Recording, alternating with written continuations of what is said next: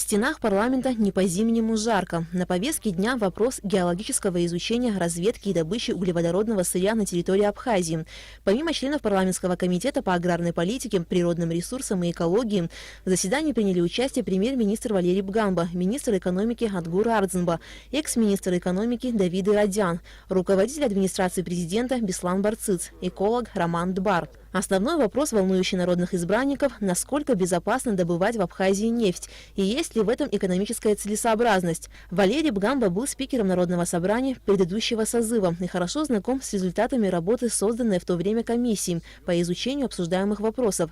В то же время, как подчеркнул Валерий Бганба, комиссия тогда так и не получила конкретных ответов на поставленные вопросы. Касаясь нынешней ситуации, премьер-министр отметил, что правительство страны учитывает интересы государства, но при этом несет ответственность за исполнение договоров, заключенных ранее с нефтедобывающими компаниями. Правительство обязано исполнять те договора, которые заключены государством. Естественно, мы этим занимаемся.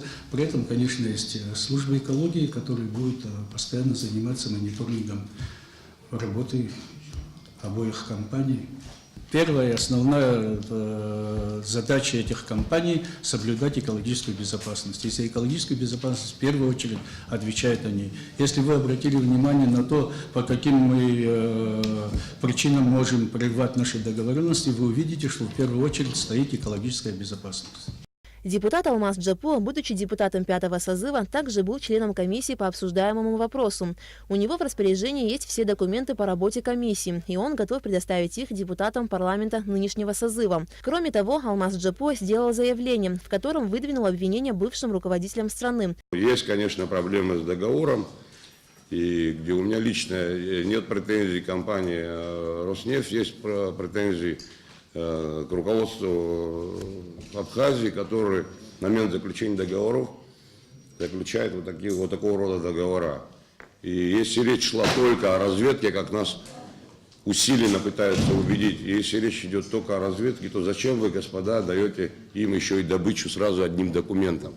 Вот этого я никак не могу понять. В 2014 году президентом Александром Золотинским Аквад и правительством во главе Леонида Ивановича Лакербая были подписаны договора с некой компанией «Апснойл», которая на тот момент несложным взглядом можно было определить, что основной учредитель находится в офшоре на Кипре.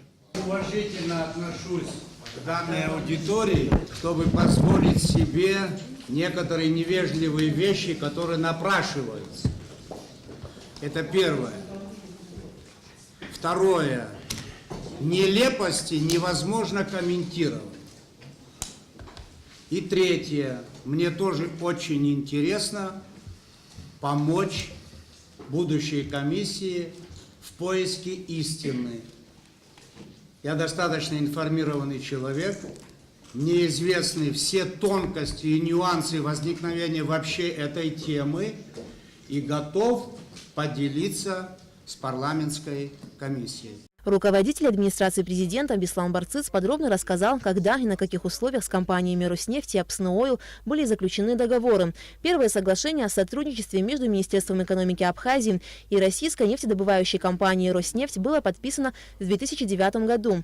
В 2013 году распоряжением Кабинета министров предприятию «Эреншельф» Абхазии были предоставлены права на геологическое изучение, разведку и добычу углеводородного сырья на Гудаутском участке акватории Черного моря. Тогда же были подписаны лицензионные соглашения. В 2015 году лицензия была продлена. Вопрос о продлении лицензионных сроков возник вновь в конце 2017 года. Эти ходатайства были удовлетворены, и в итоге, еще раз говорю, было продлено лишь сроки геолого-разведочных работ. Никаких других изменений по тексту, по лицензионным соглашениям, по условиям или какие-либо другие вопросы не имели места. В 2014 году правительством Абхазии было подписано соглашение с еще одной нефтедобывающей компанией «Апснойл». В соглашении уже было прописано о том, что оператором проекта будет специально созданное российское общество с ограниченной ответственностью «Апснойл», то есть компания, которую в соглашении между компанией и правительством уже определили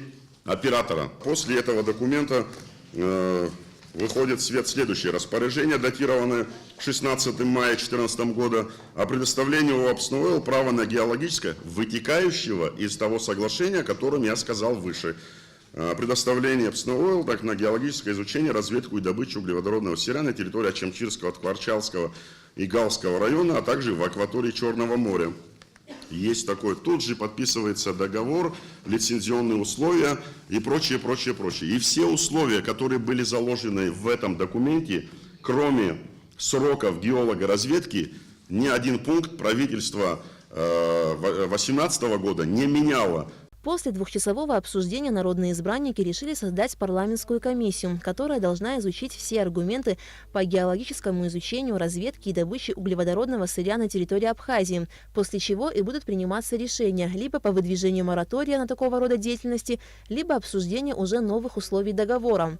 Министр экономики Адгур Радзинба отметил, что соглашение о разделе продукции – это всеобъемлющий документ, который является международным актом, и абхазская сторона имеет право выставлять свои условия, над чем, собственно, и должна работать вновь созданная комиссия. Аля Катрапш, Алексей Гухава, Абхазское телевидение.